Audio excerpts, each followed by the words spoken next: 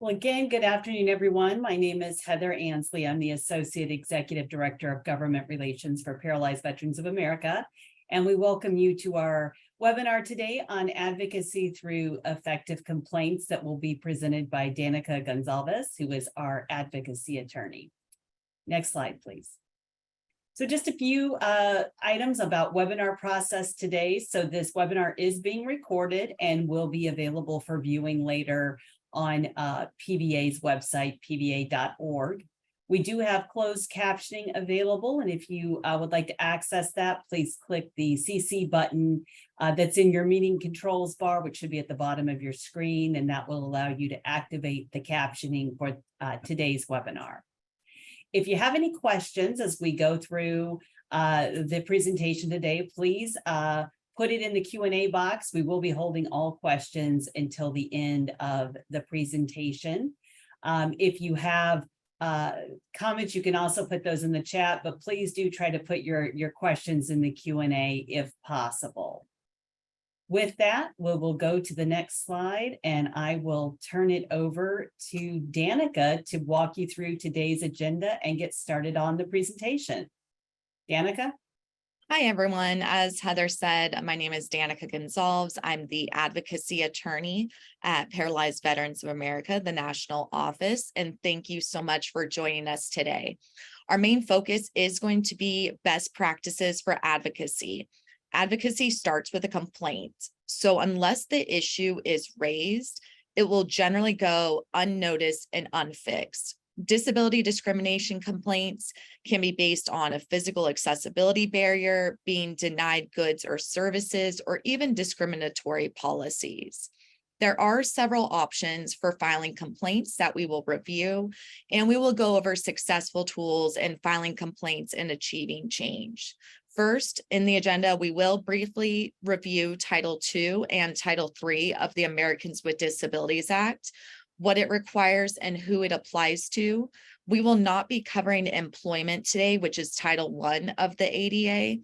Some other areas have their own disability discrimination and rights laws. This includes air travel, which is covered under the Air Carrier Access Act, and housing, which is under the Fair Housing Act. The ADA also does not apply to federal programs and facilities. These are regulated under their own set of laws. So this webinar today will focus just on Title II and Title III of the ADA. And we will also discuss the options for filing complaints, who to file them with, best practices, and ultimately ADA lawsuits if it goes to that step. So first we have the Americans with Disabilities Act, or ADA. This is a civil rights law that was passed in July of 1990, and it prohibits discrimination against qualified individuals with disabilities and everyday activities. The ADA does have 5 titles, but as I said, we're going to be focusing on Title II and Title III. So Title II applies to state and local government services, programs, and activities.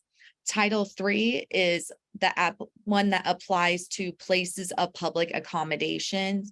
What this means is essentially any private business that offers goods or services to the public. This can be hotels, stores, gyms, gas stations, car rental companies, and any other private business.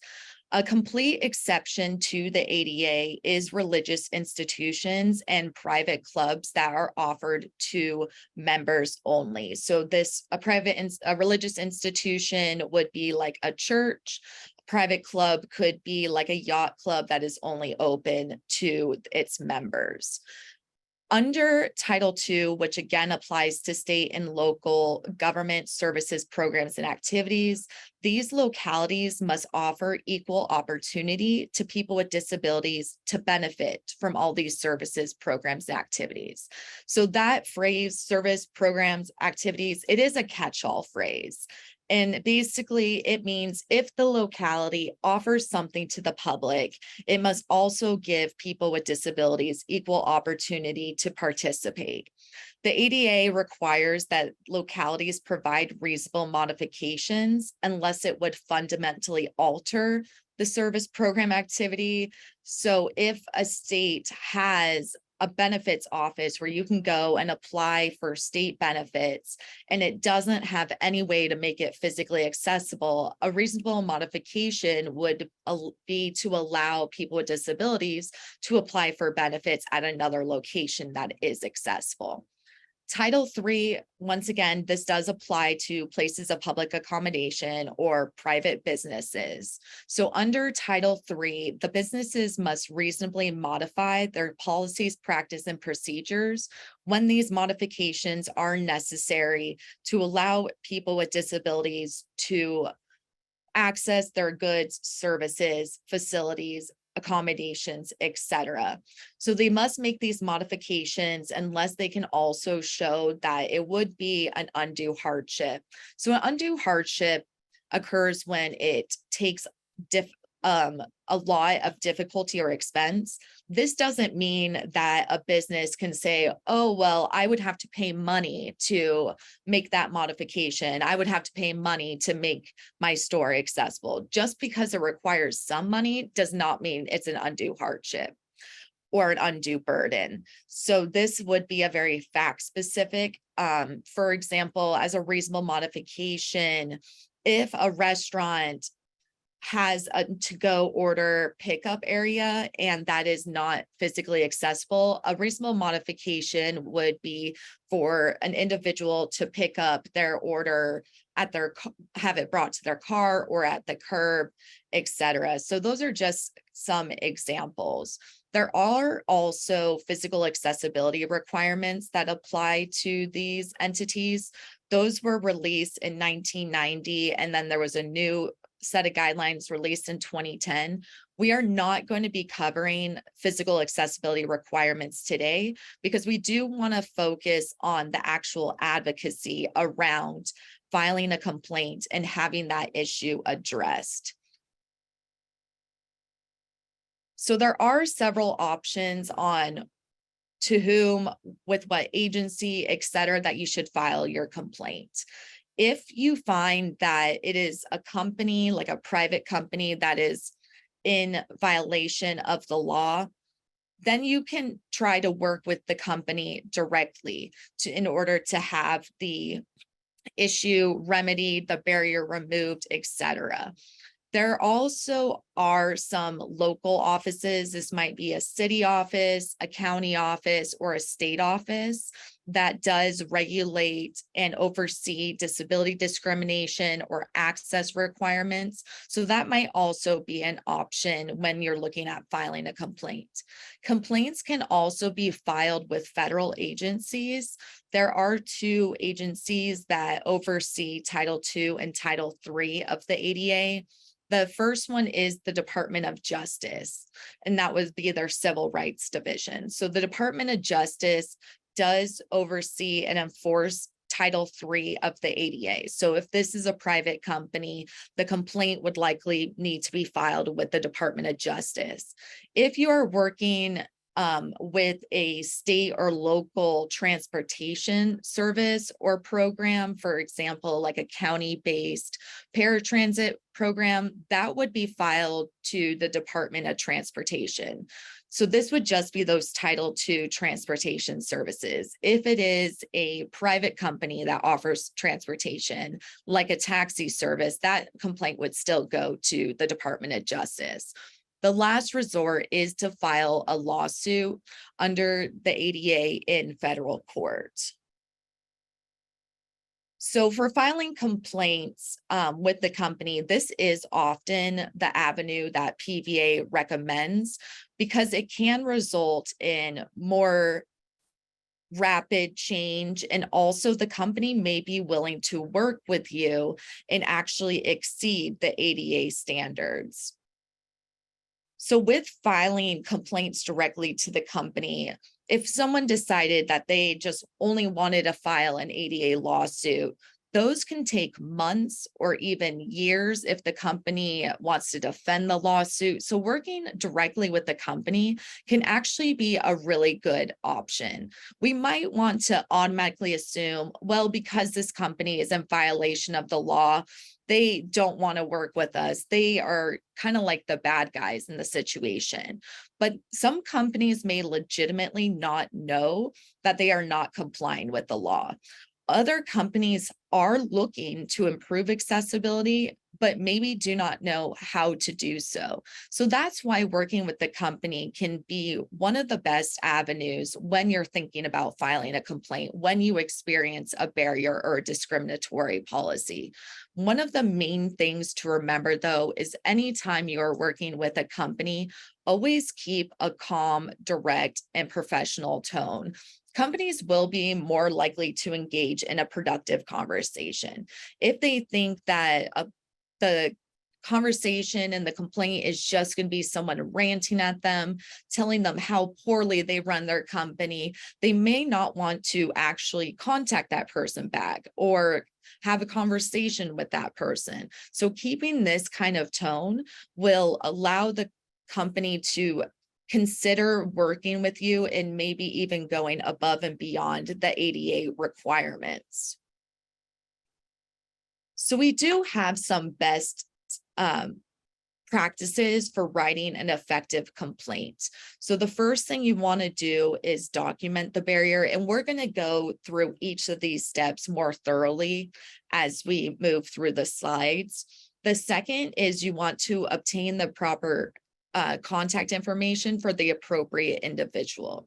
Next, you're always going to want to use written correspondence. You'll hear me emphasize over and over again, use written correspondence, make copies. We really do want to keep a paper trail, keep hard copies as evidence, have something to maintain in a folder or a record to show how we've been working with the company, what the barrier was experienced. So that is going to be one of my main things I am going to repeatedly say is make sure you're using written correspondence, make sure you're keeping copies for yourself, because we always want to have that record and that documentation. We also are going to talk about how we can offer recommendations and solutions to the company in order to drive that change. We also want ideally to have a conversation or a discussion with the company. This can result in the change occurring more quickly or even brainstorming other types of solutions to remedy the issue.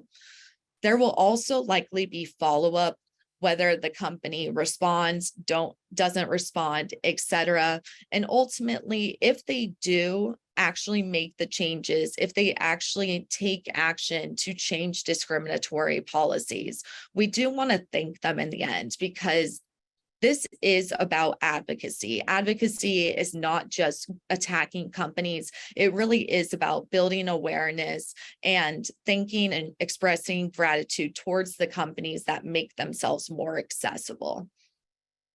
So first, we want to always document the barrier.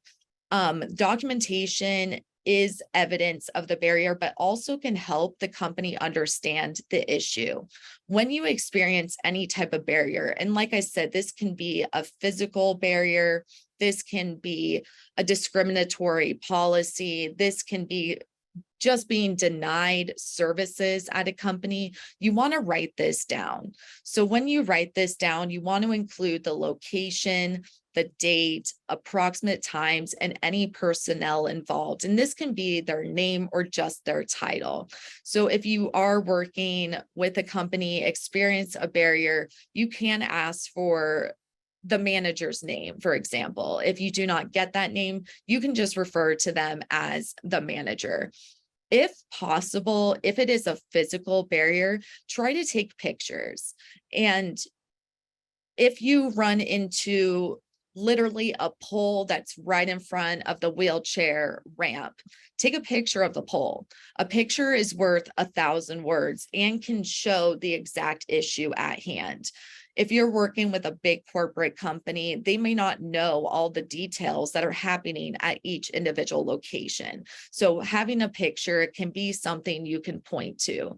You can also take a picture if you go to a parking lot and they have no accessible parking spaces. Taking a picture showing the day that you try to access their parking lot and there was no accessible spaces, this will also be evidence and documentation. When you are putting together your complaint, putting together your records, organize the documentation, and this generally means in chronological order.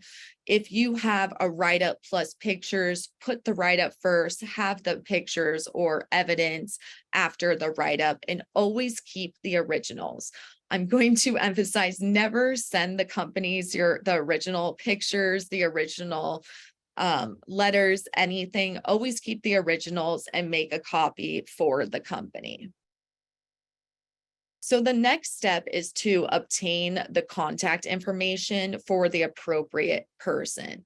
Although the frontline employees like cash registers are the ones right in front of us when we have an issue at a store, they're generally not the person that has the authority to make policy changes, to remove a barrier. So us just bringing a complaint directly to a cashier or a host at a restaurant won't actually result in any change, most likely. We want to figure out who has the authority to make this change.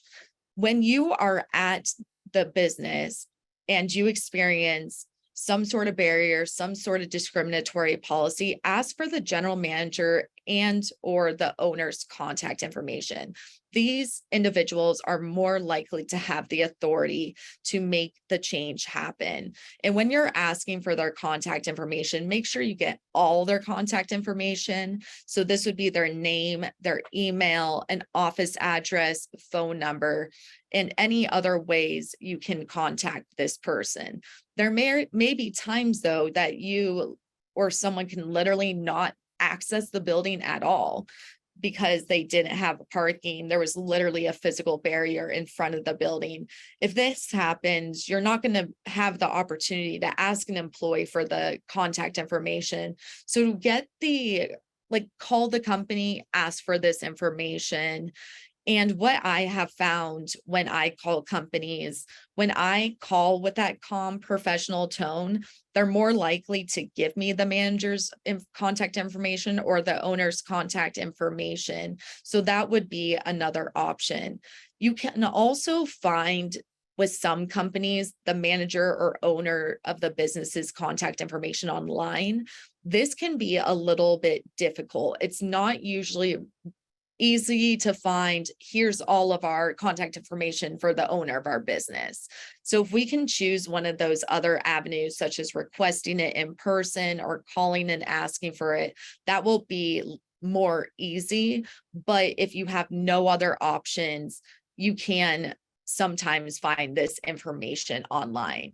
If you're unable to get a single person, like an individual person's contact information, you can just address complaints to the company as a whole, sending it to their general email address, general mailing address, etc. But it is better to have a specific person that the email, letter, complaint can be sent to. So when using any type of correspondence with a company, I'm, like I said, going to emphasize, use written correspondence such as letters or emails. I personally prefer email correspondence. So if someone sent me an email, I'm going to be more likely to respond immediately versus if someone sent me a letter, then it would have to be routed and eventually it would get to me. But usually email is the easiest way to get a hold of companies or people nowadays. It also will create a chain that you can cite back to, but whatever type of correspondence that you decide to use, make sure that you are keeping copies of it for yourself. if you do have to send it certified, send it by mail, send it certified mail with a return receipt. This return receipt will also provide the documentation you need to show that the company received it on this date and it was even signed for by this person. In all correspondence, especially with a written correspondence, make sure that you stick to the facts. Experiencing a discriminatory policy or a physical barrier can be extremely frustrating. And often we want to show those impassioned thoughts that we have around this barrier. But by sticking to the facts, it does build your credibility. It also will maintain that calm and professional tone to open the door to engage with a discussion with the company. And as I've repeated multiple times, always keep a copy for your records. So with the correspondence itself, some might question, what do we even put in this complaint? What am I supposed to be writing? What do I need to include? The first thing is, if you remember writing letters, you always put who you're writing a letter to. When you're doing written correspondence, direct it to the appropriate person, whether that be the manager or owner. If we were completely unable to obtain that contact information, you can put to whom it may concern. But having a name makes it more personal and also will also have that email letter be routed to the correct person if it is a general line. Then you want to introduce yourself. This can be if you're sending a personal complaint or if your chapter is sending a complaint. Explain who you are and why you care about this issue. You can also explain who the chapter is. So, for example, if you are a wheelchair user and you find a physical barrier at a store that doesn't allow you to get in, you can say that I am a wheelchair user and I care about this issue because we want to be able to get in stores. Then you want to specifically describe the barrier. This would be coming from all that documentation you've already done when you documented the barrier itself. This would be the details, the location of the barrier, because you could say that there are 2 stairs on the right side of the building, which is where the main entrance are. Having those details and being able to point out exactly what is the issue will be more helpful for the company. So again, the location, dates, time, if you talk to any personnel, and that doesn't necessarily mean negatively. If you talked with one of the supervisors at the company and they were unable to help you because this is a decision that needs to be made by our higher up, you can say, I talked to a supervisor, they recommended I reach out to you, and any other details. Next, it would be important to cite any laws or regulations that are in violation. If they are completely denying services to people with disabilities, you can cite, because this would be Title III, we're talking about private businesses, that under the ADA, you cannot discriminate against people with disabilities by flatly denying them service. If you have any questions about what laws or regulations you would cite, feel free to contact me after the webinar. All my contact information will be given at the end. Then also explain in the complaint how this affected you personally and also how this affects others. So if there was a pillar in front of the wheelchair ramp that basically rendered it unusable, you can say that I was unable to get in the store, but this doesn't just impact me. This impacts anyone that uses a wheelchair. They also will not be able to get into the store. So really show them that big picture. We also will want to suggest reasonable solutions and offer to have that conversation. We have found that when we put in a letter, we would like to have a conversation with you about this, they either respond and say, oh, we're making that change that you recommended, or actually do follow up and have conversations with us. It is also important to sign the letter. Having an anonymous complaint is not going to be helpful if they want to follow up with you. So put your name, your contact information, and if you sent a copy to anyone else, put them under as CC'd. As we always want documentation. If you receive a phone call in response, follow that up with written correspondence. You can say per our conversation and outline what happened in the conversation just to keep record of everything. So we do want to give them some recommendations and possible solutions for the issue. If we can bring a recommendation or a solution to the company, they will know exactly what they need to adopt, what they need to do. So look at the barrier, think of the policy that needs to be changed, and consider what actions need to be taken. For example, we found a hotel that was not allowing people to book accessible rooms online. So other guests could book non-accessible rooms online, but if you wanted to book an accessible room, you had to call. This is in violation of the ADA, which requires hotels to allow people to book accessible rooms in the same manner as non-accessible rooms.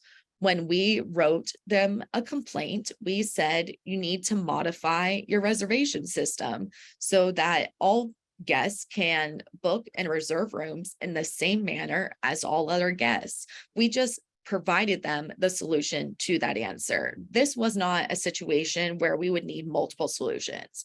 There was one answer to how to solve this issue, but there may be a physical barrier that could have multiple solutions in order to remedy the issue so the business is accessible. So first, you can go to just what is the bare minimum ADA legal requirements, but also consider recommendations that go beyond these legal requirements. The company may be willing to engage in a conversation, in actions that go beyond what they are just legally required to do. And think of a reasonable timeline for this change. And this timeline will depend on what kind of change is needed. If it is going to be a physical, structural change that needs to happen, they are obviously going to need more time than having a hotel reservation system modified.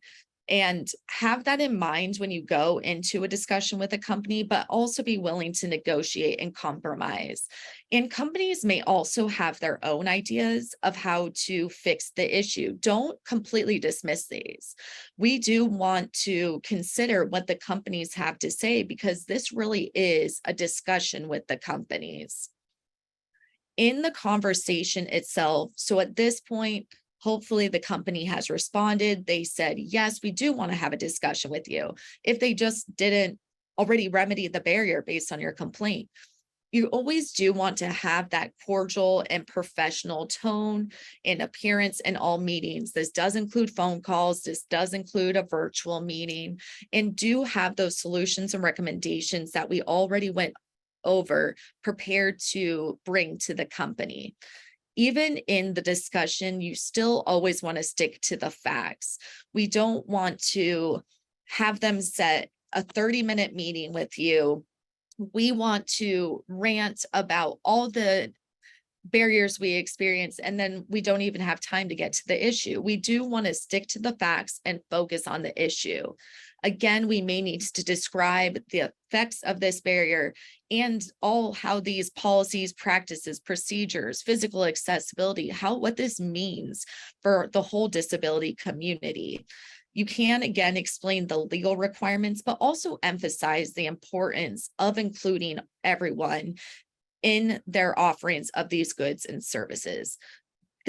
The ADA really is about inclusion and non-discrimination. We need that company to understand why inclusion is important. Be prepared to talk, because obviously we want to bring all this stuff to their attention, but also listen.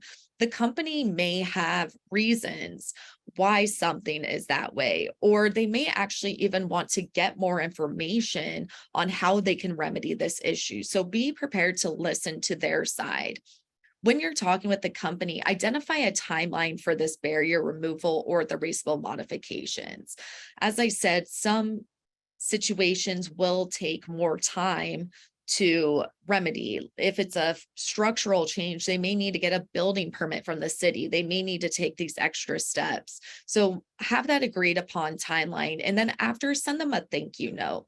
We do want to show gratitude to the companies that actually take the steps to improve their accessibility. This also will keep a good relationship with the company for further actions. So after the discussion, contact the business periodically for an update. We don't want to be calling them every single day and saying, where are you with this? Where are you with this? If it was a timeline that is 3 months, give them a call once a month. Try to ask for an update. Be patient, but also give the company time to actually take the actions based on that agreed upon timeline, and continue to use that preferred mode of correspondence. If the company solely does telephone calls, you can call the company. If the company only responds in email, email the company. Really stick to that main manner you've been talking with them.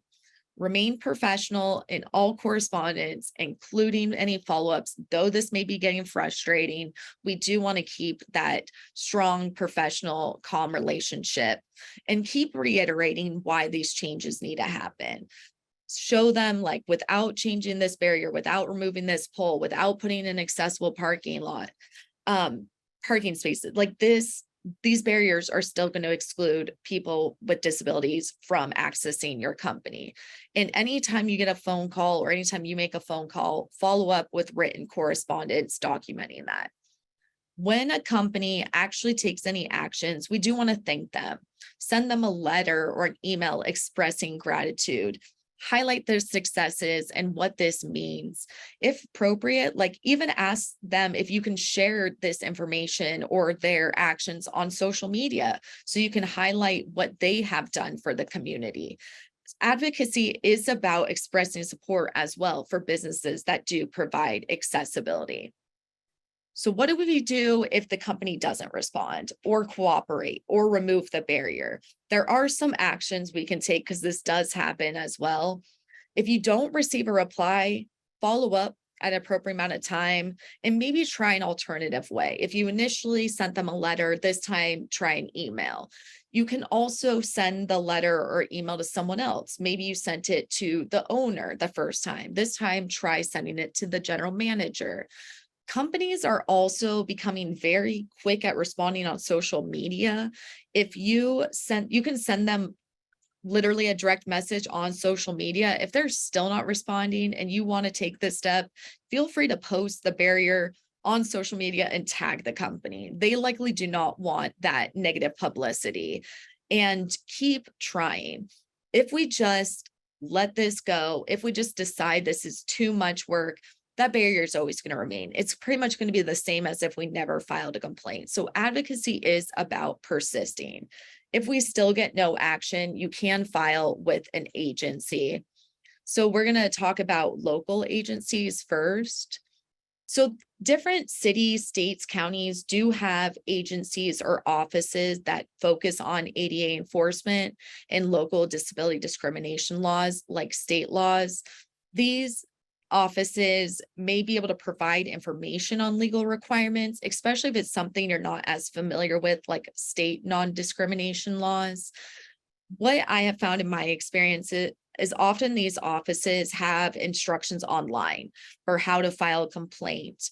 If you can't access the online instructions or some reason they don't have them online, send them an email or give them a call. When you are working with a local agency, send them the same documentation that we've already gathered as if we had filed with the company already or that we filed with the company. If you've already tried working with the company, also include the attempts at working with the companies. Show them the emails you've sent to the companies, the letters, the back and forth with the phone calls that you have documentation of, because this will provide support for the local agency as well. There also is a protection and advocacy agency in every state, U.S. territory, and one that serves Native Americans. These can be a vital resource when you are trying to understand the laws, file complaints or even through the entire process. And all of the local agencies can be found on their website. You can click on the link. It will take you to the page you need in order to find your local agency. You also do have the option of filing a complaint with the federal agencies. So as previously noted, as far as Title II and Title III with the ADA, there are two different agencies depending on the issue. Notably, you do not have to file first with the company or local agency before going straight to the federal government. You can file directly with them. But as we already talked about, working first with the company or a local agency, especially if the local agency oversees the program, such as a state or local paratransit program. If you are working with the San Diego County paratransit program, maybe you're going to want to file first with the office that governs the disability discrimination and accessibility laws for San Diego County. That can be a more direct route than going to a federal agency, but you do always have this option.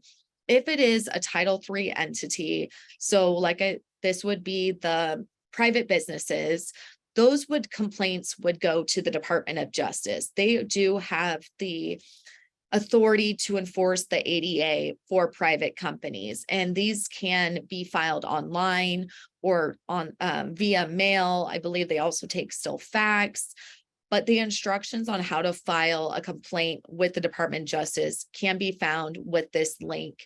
If it is public transportation, meaning transportation that is provided by a county, city, or a state, so government funded local public transportation, that would go to the Department of Transportation.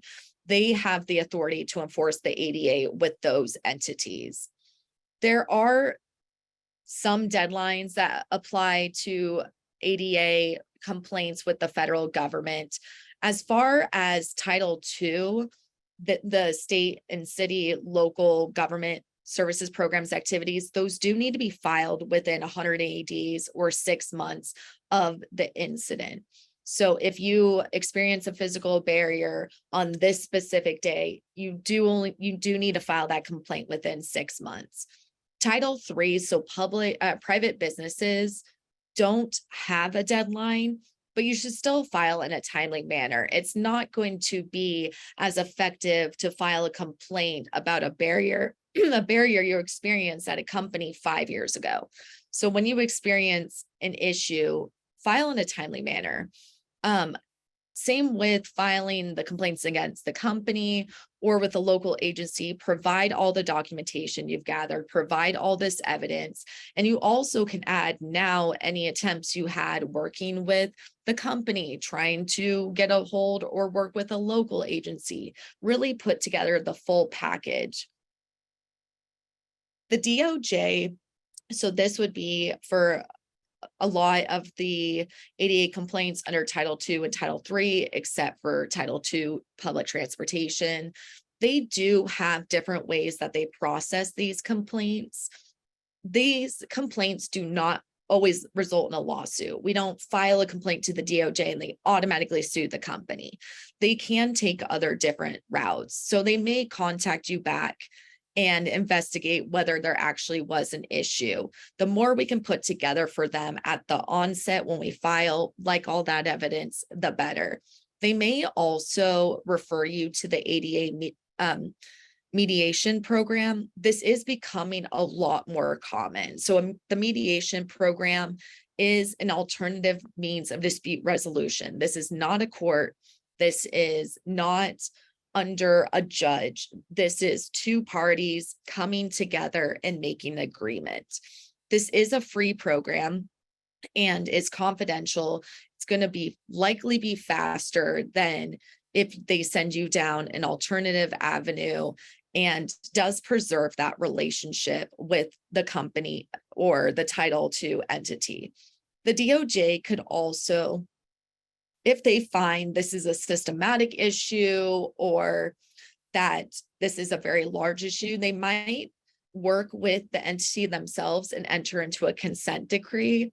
This would happen when they start doing the investigations. The company or the state or local government program may say, yes, we agree to make the changes, and they'll enter into a consent decree. The DOJ also does have the ability to file in federal court. These can take a long time. Lawsuits, we generally say, are the last resort. So any other avenues you can find to have it go a little more quickly and more amicably will probably be a better route, but the DOJ does have that authority. So as a last resort, there is the option to file a lawsuit under the ADA. Filing an ADA lawsuit, this is a federal law. You're going to need to file in federal court. Generally, you need to file within 3 years within the incident. You can, if you do end up filing a lawsuit, add any local or state law violations to the case. For example, a lot of individuals sue in California federal court, and then they throw on the California disability discrimination laws that the company may also have violated. You will likely need to hire an attorney and pay an attorney for these lawsuits. This is a lawsuit before a judge at a court level. There will be briefs, there will be other types of legal documents that need to happen. This will likely need to have an attorney be hired. You will need to pay this attorney. This can be a very long process, and even up to years. Like if a company defends a lawsuit, appeals the decision, this can take a very long time. Under Title III, so those private businesses, there are no monetary damages, meaning you're not going to make a profit off this case. Sometimes there are damages under state law, but at least for Title III under the ADA, this is not a money-making mission. What a lot of people sue for is what we call like injunctive relief. What that means is they want the company to be ordered to change or remove the barrier, etc. They're suing to make something happen. The court can, if you win the case, require the defendant to pay for your attorney fees and litigation costs, but generally you're going to be paying all of these upfront. Under Title II, that's the state and local services, programs, activities. There are limited monetary damages available, but as with the Title III cases, these are not cases where you're out looking for money. These are with us trying to make change through advocacy. So as far as some resources about the ADA, the Department of Justice has a really great website, ada.gov. They break it down into featured topics, they go into the laws, and they also just have really great resources for you to use in everyday life, or if you're looking to file a complaint. The DOJ also does have an information line that you can call, but no, you cannot file a complaint over the phone. This is not a phone number you call to file a complaint. It's just to get information. The ADA network has regional centers throughout the United States that have guidance, training, resources just about the ADA. You can find your local region or even take webinars from any of the regions if you're interested in learning about a specific topic. Those protection and advocacy agencies we discussed earlier are under the National Disability Rights Network. They also can provide guidance and tips throughout these processes. And lastly, you have PVA. We are here for any ADA resources. You can go to our general website or also pva.org/ADA.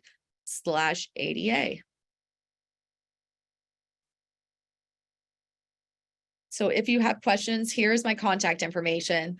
The best way to contact me is via email, and that's danicag@pva.org. And I'm going to turn it over to Heather for our questions and answers.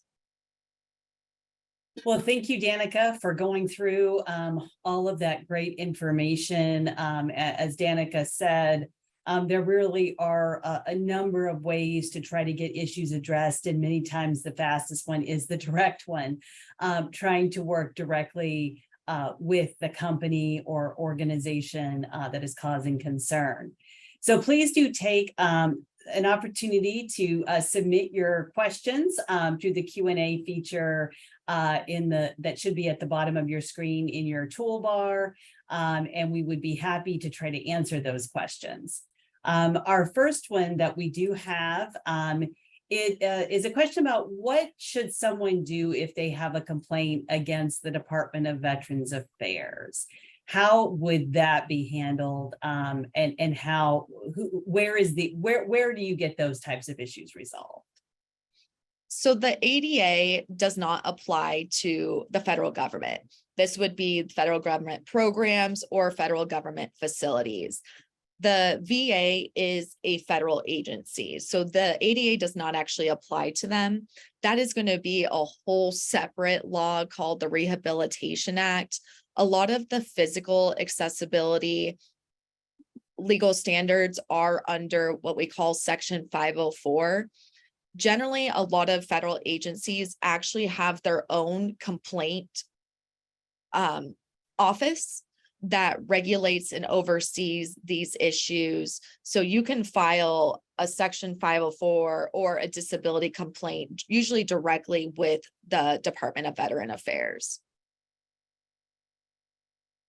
Thanks, Danica. And we are going to have a webinar later this year on Section 504. The anniversary of that law, the 50th anniversary, is in September. So stay tuned. We will be giving more information about that in the coming months.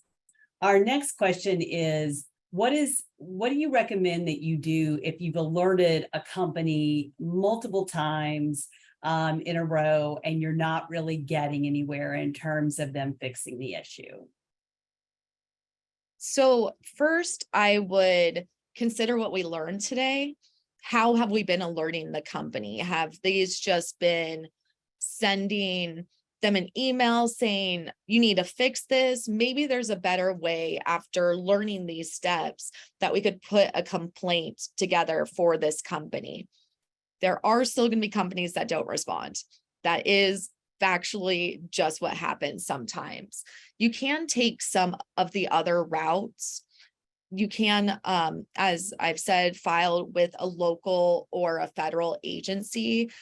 It would really depend on the company. Is this a small company in a rural area where you have a good relationship with the local office? Also, some chapters have really good relationships with ADA coordinators. So filing at a local level may be very productive. If this is a big corporate company, all of their locations are doing it, they are not providing any response, it's probably time to file with the federal agency, whether that is the Department of Justice or the Department of Transportation, whichever one applies. Thank you, Danica. Can you tell us a little bit more? You mentioned about chapters being able to working with chapters, and maybe talk a little bit about the importance of folks working with their chapters for advocacy on the local level, but then also how chapters can work with PVA. And we had our Keystone chapter mention in the Q&A some assistance you gave them, the chapter recently, in trying to address a accessible taxi issue. Yes. So having many voices is generally better than one, especially with the PVA chapters. PVA is well known. We are well regarded. Working with your chapter can be very important when you're trying to focus on an accessibility issue. When we have had chapters come to us, we've had actually individual members have come to us with a complaint. For example, we had this taxi service in the Pennsylvania area that was essentially denying wheelchair accessible vehicle rides. what they were doing is they had this policy where they actually did have the vehicles, which was surprising to me just on the onset, that you had this small service that had the vehicles, but their policy was to send all these vehicles to the airport. So when it came down to local riders needing a wheelchair accessible vehicle, there were none available because they were all at the airport. So we had an individual contact us. We had them work with their chapter. And I'm also here as a resource for individuals and chapters. I will help draft letters. I will help with the understanding of the knowledge for the laws, for the regulations. We helped the chapter draft a letter. They sent this letter to the company and said, what you are doing is violating the ADA. And the reason why is, yes, they had wheelchair accessible vehicles, but when you're putting all of your vehicles and services in one place, the ADA says you cannot discriminate against anyone. It doesn't say you cannot discriminate against a group. It says anyone. So by having this policy, we brought this to our attention. This is discriminatory. And that was a policy change. That was something that could happen faster than a structural barrier change. So writing this letter, putting our voices together did result in that service changing their policies. So now those vehicles are available. Thanks, Danica. So do you find that it's often useful for multiple people who maybe have experienced a barrier to go together and try to get change, or is it just as effective if one person raises the issue? In my experience, it is going to be more useful to have multiple people. If you know people that have experienced the same barrier, if having your chapter involved, having multiple local chapters involved, that's always going to raise the issue more prominently than just a single person. Very good. Another question, do you think that mediation should be your first option when you're dealing with the local government? So under Title II of the ADA, if they're taking too long to address an issue, or what are some other ways you think to maybe go about a local government issue that might be helpful?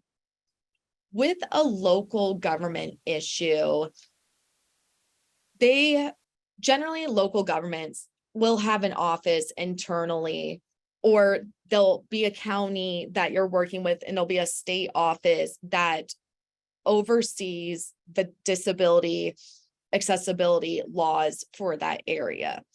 If going directly to them, they may push for mediation. When it comes to mediation, it's party driven. So it depends on how cooperative the parties are. If the company or the government service is saying, no, we're not going to do that, flat out no, mediation is not going to be very useful, because mediation is about an agreement. So it would really depend on where their stance is. If they are open to accessibility changes, they just want to know the laws or know what they need to do next, then mediation is a great option.